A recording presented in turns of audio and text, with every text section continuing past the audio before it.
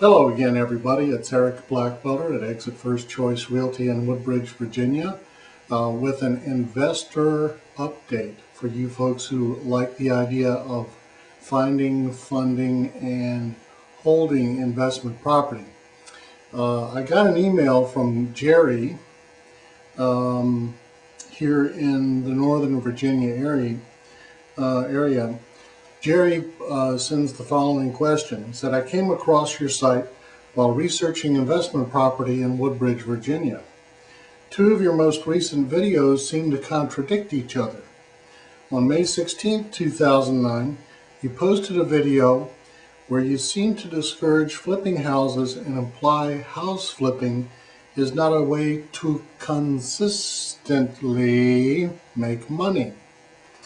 Then on July 10, 2010, you posted a video telling how people are buying and flipping houses with cash and making large profits.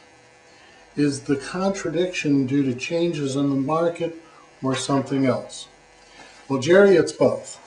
And there's a third thing I want to throw in. Yes, there's been a change in the market.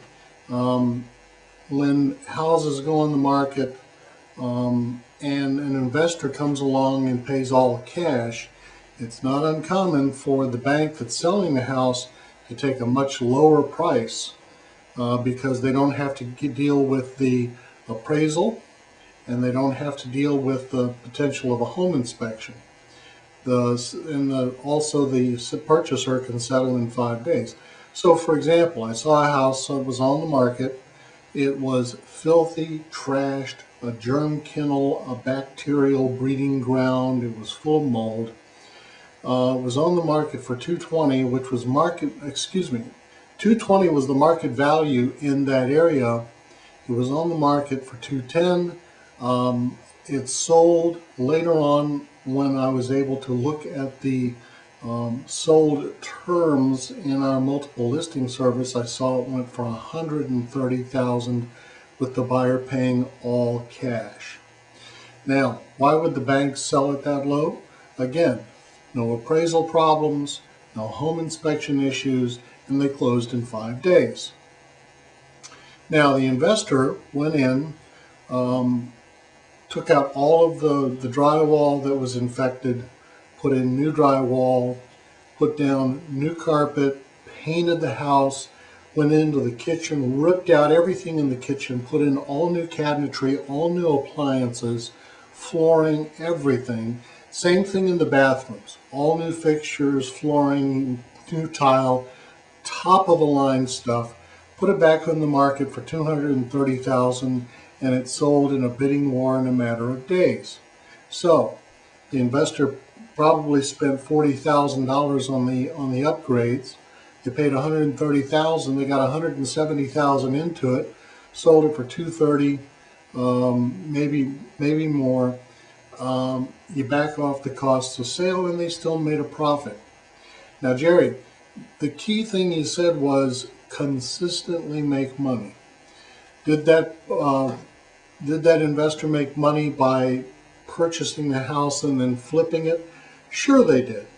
But the big money in real estate, the big return is over the long haul, say 20 years. Imagine for a moment this. Let's say that they went in and paid all cash. While they were doing the work on the house to get it back up to snuff, or better yet, after they had done it, they went and got a loan from the bank for 50% of the value of the property. So let's say they held on to the house, got a $220 appraisal. They pull out $110,000 that they can use to then go on and buy other properties and do fix-ups and so on. They hold this house for 20 years. Now they've got the tenant in there paying rent.